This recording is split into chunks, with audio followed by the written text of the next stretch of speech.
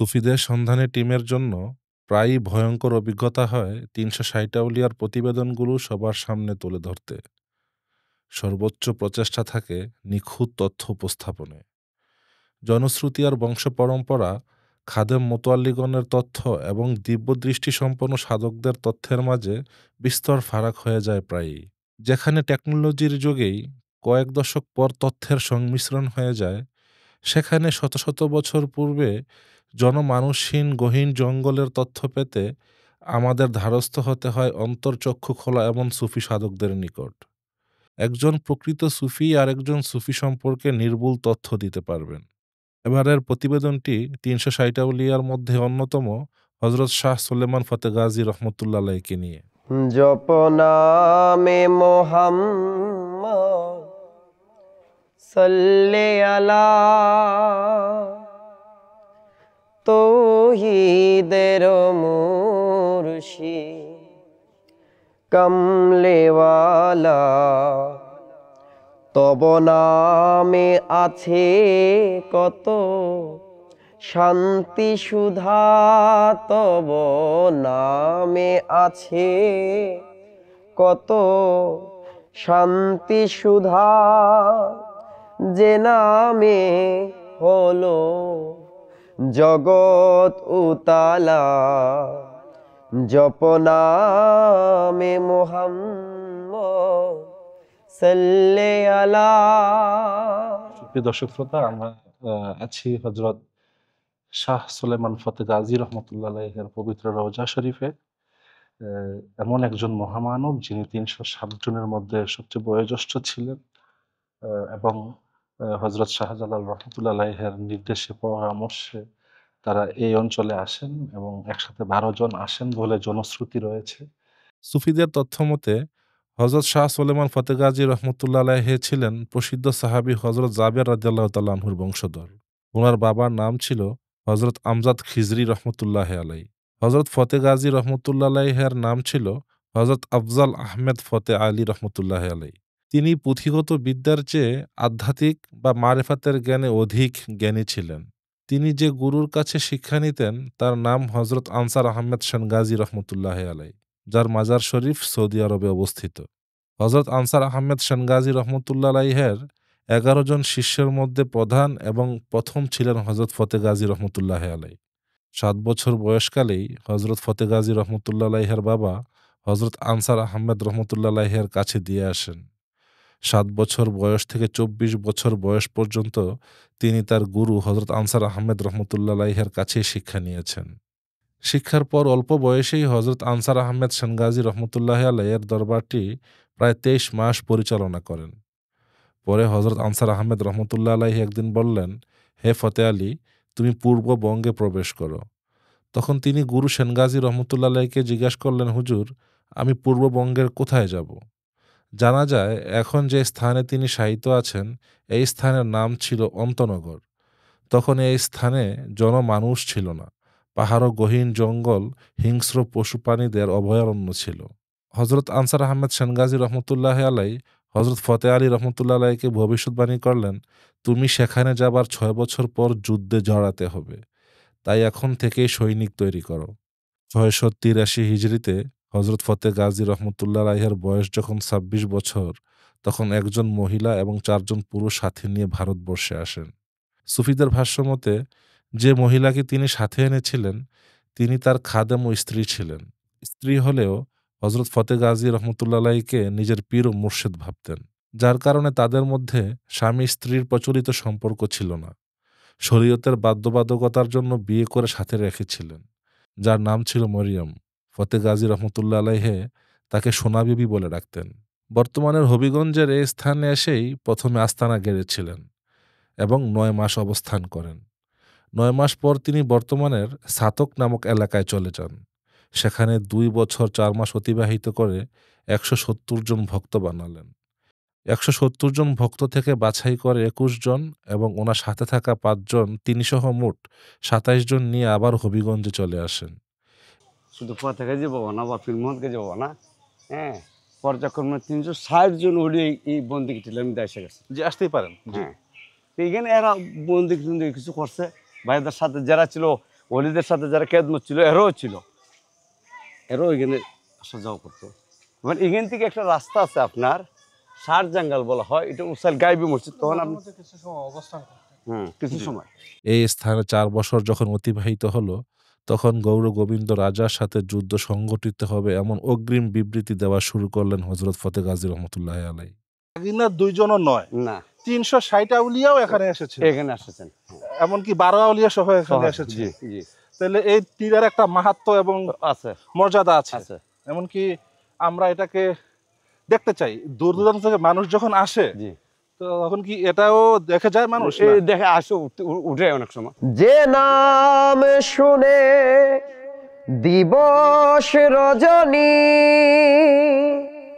মুরুকে পেয়ে উঠে হৃদয়ে ধরণী।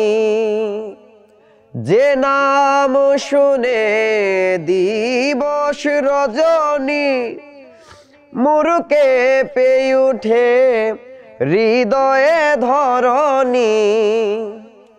যে নাম জপিছেন আল্লাহ তাআলা, যে নাম জপিছেন স্বয়ং আল্লাহ তৌহিদের মুর্শিদ কামলেওয়ালা। অনেক সময় আমরা আবার রেস্ট্রিকশন আছে এটার ব্যাপারে, হ্যাঁ। অনেক যারা আমরা প্রশ্ন করে জিঙ্গায়, হ্যাঁ। তখন আমরা আবার তাদেরকে কয়ে দিই যে কিভাবে উঠতে হবে, জুতা সারা উঠতে হবে, খালি পায়ে উঠতে হবে, উঁচু করে উঠতে হবে। আচ্ছা, এখানে উঠতে গেলে খালি পায়ে উঠতে হবে, খালি পায়ে উঠতে হবে, জুতা নিয়ে উঠা যাবে না, না। এমনকি অজু করে উঠতে হবে। উঁচু করে, পবিত্র স্থান এটা। এই ৪ বছরের মধ্যে বিভিন্ন স্থান হতে অলিয়া উলিয়াগণ এসে ওনার সাথে সাক্ষাৎ করতেন। ওনার সাথে নামাজ, মিলাদ, জিকির ও মুরাকাবায় অংশগ্রহণ করতেন।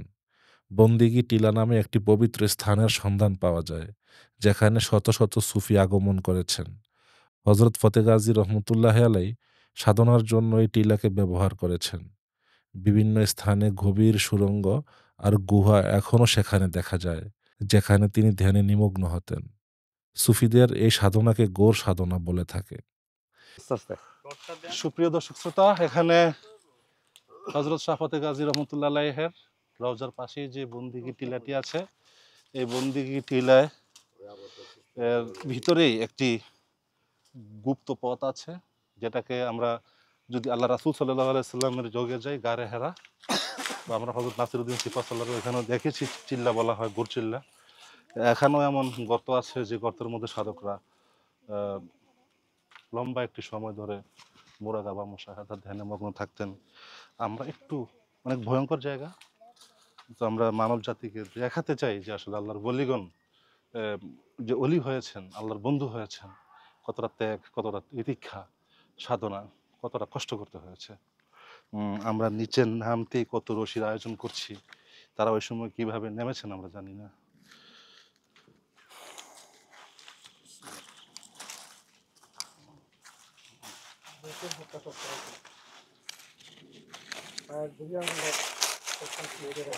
তো তোমার বাড়ি বিষয় হলো ওইটা।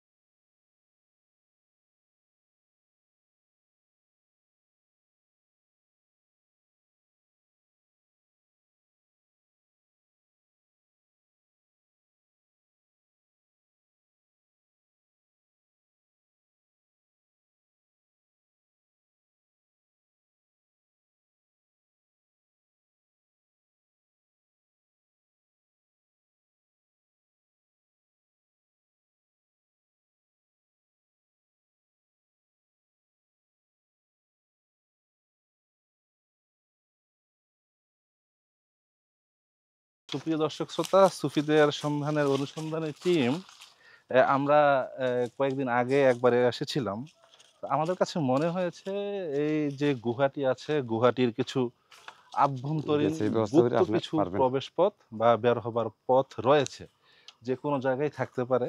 তবে একটি পথ আমরা খুঁজে পেয়েছি, যে পথটি হচ্ছে এটি। এই পথটিকে এ মাটি দ্বারা ঢেকে দেওয়া হয়েছে। এখান দিয়ে একটি প্রবেশ পথ ছিল অবশ্যই, কারণ এটি গুহা থেকে ১৫ থেকে ২০ হাতের ভিতরে। এখানে একটি পথ থাকবার সম্ভাবনা অনেক বেশি। পাশাপাশি এখানে কেউ বলতে পারছে না এই গুহাতে থেকে প্রবেশের বা বের হবার আরো কিছু গোপন পথ আছে। আল্লাহর ওলি বন্ধুগণ তার নিজের প্রয়োজনে, নিজস্ব প্রয়োজনে ওনারা ওনাদের সাধনার জায়গাগুলোকে বেছে নেন, করে নেন। আপনারা দেখতে পাচ্ছেন এখানেও এই গুহাটির এপাশেও একটি সাধনার জায়গা আছে। পরবর্তীতে টিন শেড করা হয়েছে। এখানে কোন একটি আস্তানা। গৌরগোবিন্দ রাজার সাথে যুদ্ধের ৪ মাস পূর্বে তিনি ২০৭ জন নিয়ে চট্টগ্রাম ১৬ শহর চলে আসেন। এই ১৬ শহর জায়গাটি তৎকালীন সময়ে ১৬টি টিলা বা মুরার সংযোগ স্থল ছিল। ১৬টি টিলা থাকবার কারণে তিনি এই জায়গার নামকরণ করেন ১৬ শহর। যুদ্ধের প্রস্তুতি নিয়ে সেখান থেকে আরও কিছু লোক নিয়ে কুমিল্লার বিবির বাজারে চলে আসেন। বিবির বাজারে কাজীবাড়ি নামে এক জায়গায় কাজিমুদ্দিন নামে এক আউলিয়া ছিল, যিনি হজরত শাহ ফতে আলী রহমতুল্লাহ আলাইহের থেকে বয়সে বড় ছিলেন। কাজিমুদ্দিন আউলিয়া হজরত ফতে গাজী রহমতুল্লাহ আলাইকে পরীক্ষা করার জন্য একটি কারামত সংগঠিত করতে গিয়ে ওনার ৭ জন দরবেশ ভক্তকে বললেন, আল্লাহর হুকুমে তোমরা বাঘ হয়ে যাও।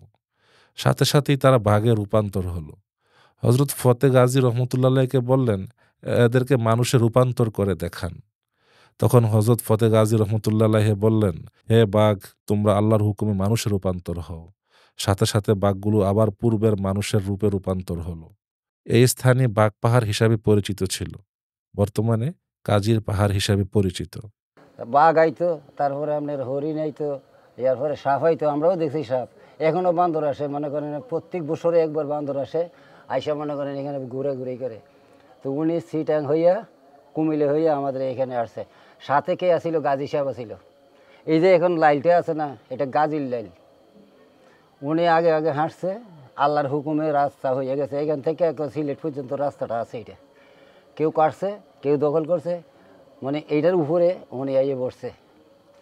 সিটাং থেকে কুমিল্লা আমাদের বিবির বাজার, এখানে ৩৬০ ওলি নিয়ে উনি মিটিং করছে। মিটিংয়ের পরে উনি মাথার চুল কাটছে, হাতের নখ ফলাইছে, এখানে গাড়ানি হয়েছে।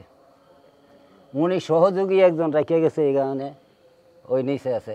উনি এখানে মারা গেছে, এখানে দাফন কাফন করা হয়েছে। আমরা এতটুকু পর্যন্ত জানি। উনি নাম আমরা জিজ্ঞেসি, পূর্বের মানুষে বলছে যে উনি নাম শাহজাহান, অলি শাহজাহান। যাবার পথে হজরত কাজিমুদ্দিন আউলিয়াকেও সাথে নিয়ে গেলেন। তখন কাজিমুদ্দিন আউলিয়ার বয়স ছিল ৪২ বছর। হজরত কাজিমুদ্দিন আউলিয়া রহমতুল্লাহ আলাইহের কোনো মুর্শেদ না থাকায় তিনি হজরত ফতে আলী রহমতুল্লাহ আলাইয়ের হাতে হাত রেখে বায়াত গ্রহণ করেন।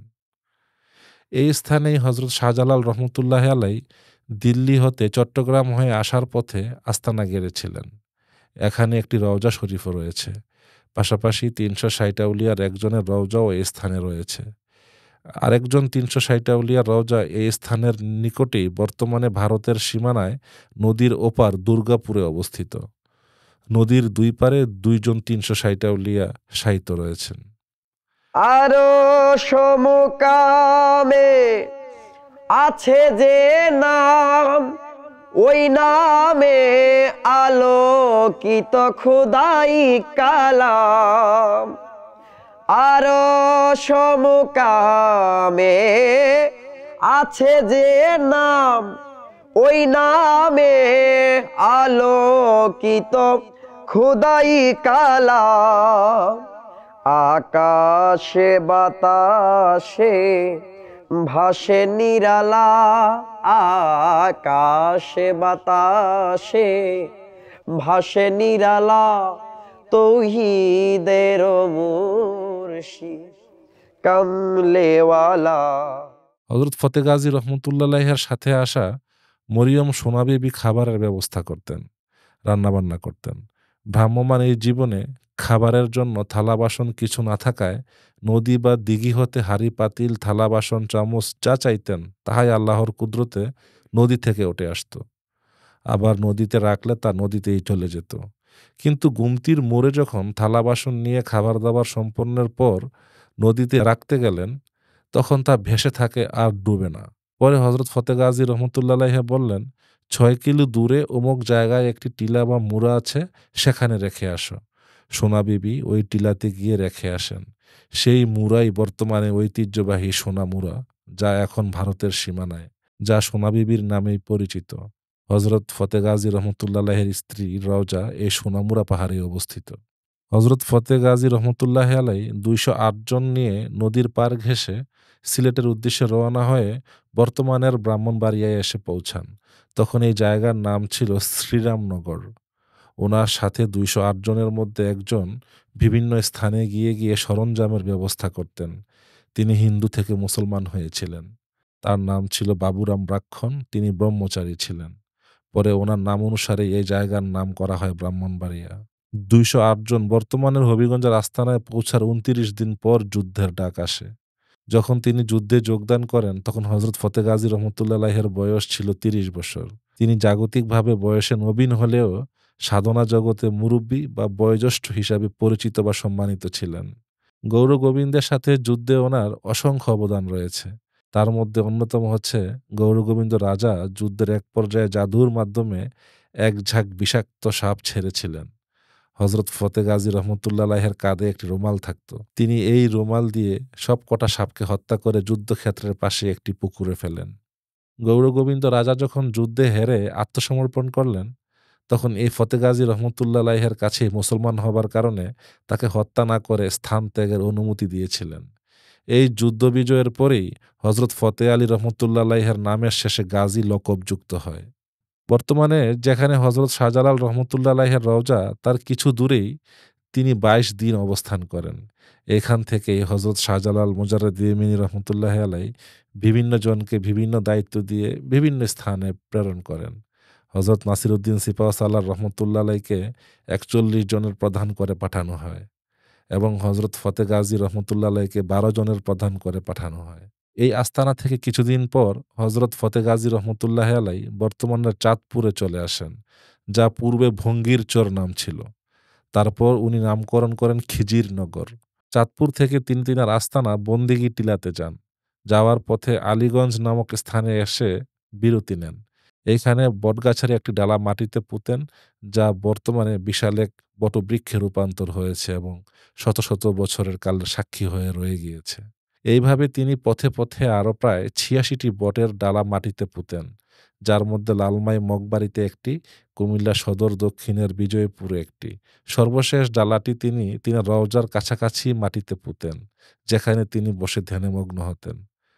সুফি সাধকদের নিকট জানা যায়, মরিয়ম বিবি হযরত ফতেহ গাজী রহমতুল্লাহ আলাইকে অত্যাধিক পছন্দ করতেন।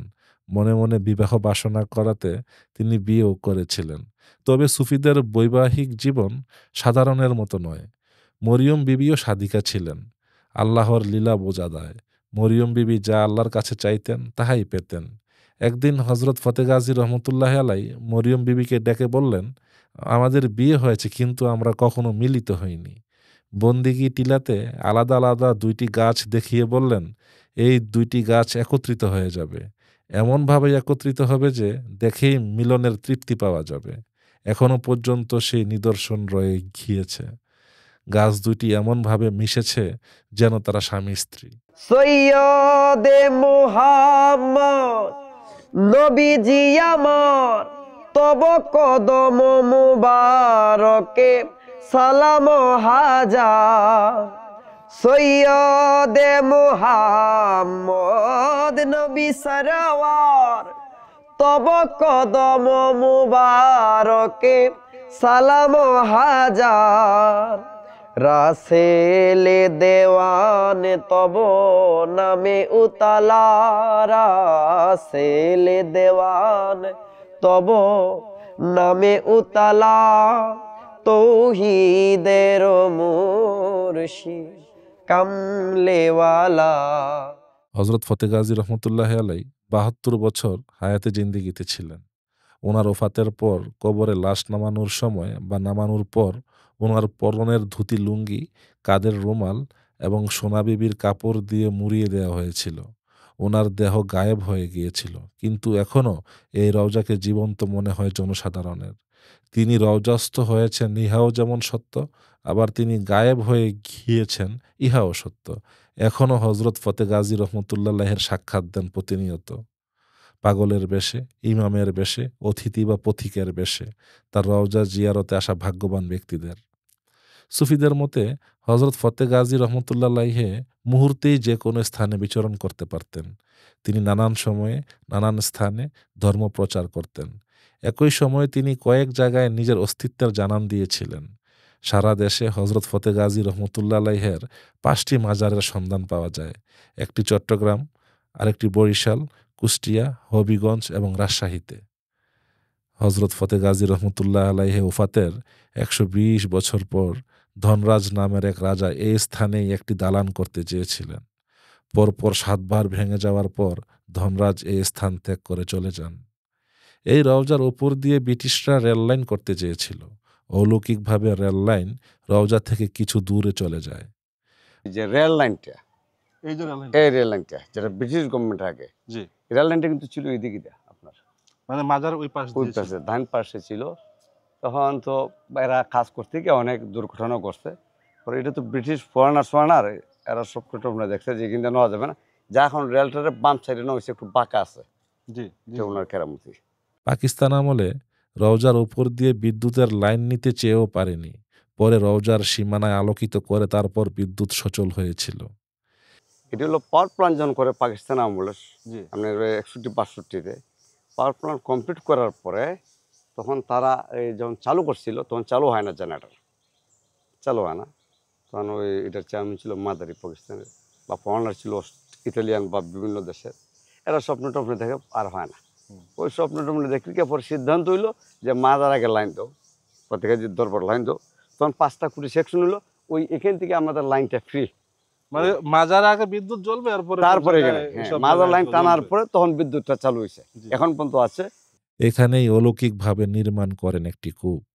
আমরা এখন যে স্থানটিতে দাঁড়িয়ে আছি, এটি হচ্ছে একটি কূপ। যে কূপের আনুমানিক বয়স নির্ধারণ করা প্রায় অসম্ভব, তবে সর্বসাধারণের ধারণা এই কূপটির বয়স প্রায় 700 বছরের উপরে। আমরা এই বিষয়ে অত মাজার শরীফের খাদেম সাহেবের থেকে কিছু জানার চেষ্টা করব।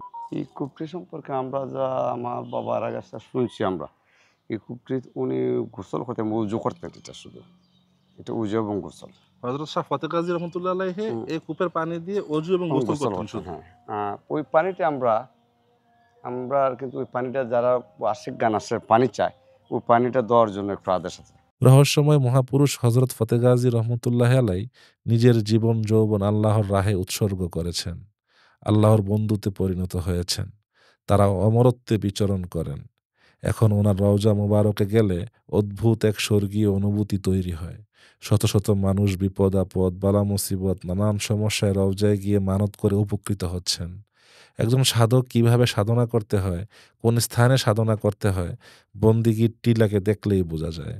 রাব্বুল আলামিন তার এই বন্ধুকে চিরসম্মানিত করুন এবং আমাদেরকেও তার বন্ধুদের মতো সাধনা করবার তৌফিক দান করুন। আমিন। জপনামে মুহাম্মদ সাল্লে আলা তৌহিদের মুর্শিদ কামলেওয়ালা।